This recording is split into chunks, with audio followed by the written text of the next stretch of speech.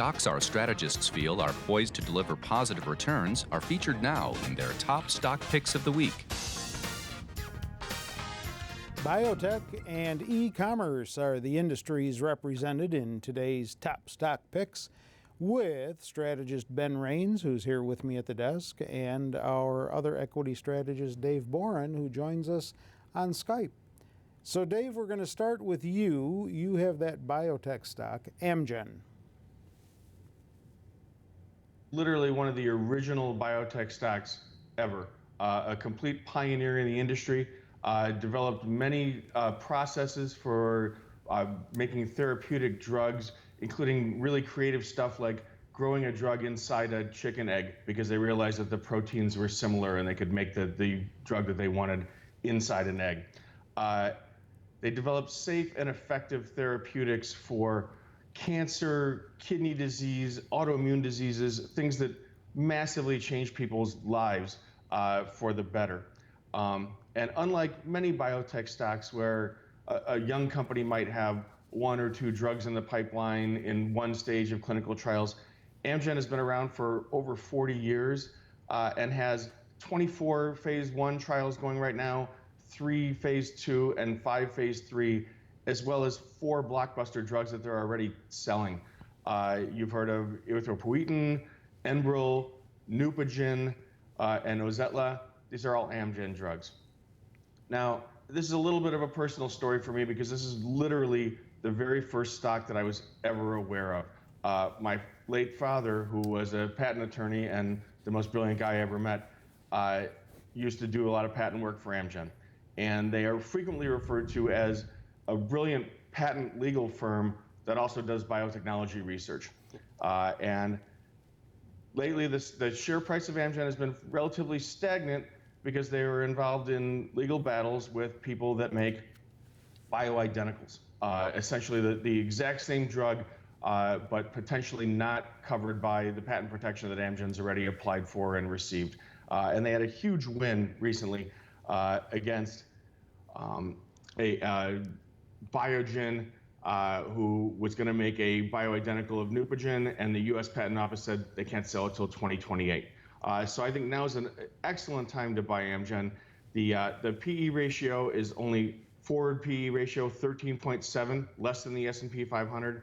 It pays a 3% dividend, and it is literally the best biotech stock you can buy with products in the pipeline and products already in production. All right, thanks for that. Benjamin, you have that e-commerce giant Alibaba. Yeah, so it's been called the Amazon of China, but really at this point it's just a giant of its own. As you mentioned, so it easily crushed our estimates last quarter on both the top and the bottom line, and this is Q1 of fiscal 2020 for them. So sales were up 42%, and this is with all the trade war worries going on. Yep. But most of their business is happening in China, so it's not as big of a worry. They're not exporting a lot of stuff to the United States.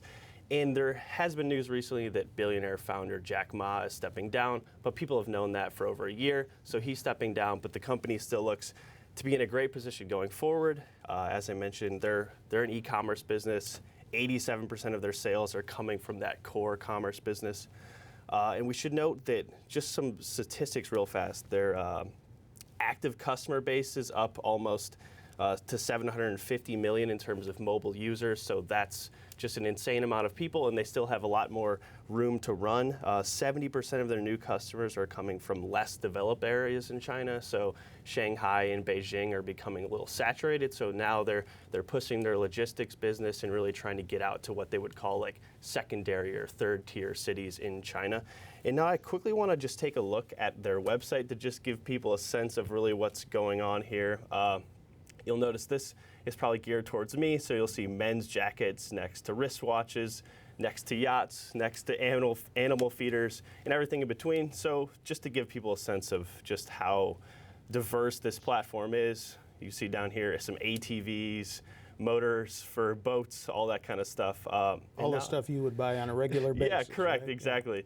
Yeah. And now I want to hear, so people have probably thought of Alibaba as a big growth stock, and that certainly still is the case when we get to those numbers later. but we'll see that in terms of their forward price to sales ratio, that it's really gone down in a big way over the last 5 years, now at about 5.4 right now in terms of price to sales, which is above their industry, but it certainly looks great compared to where they have traded over the extended period of time. And then for those of you who have been following, Alibaba has been a little volatile, especially over the last several years, if you'll see.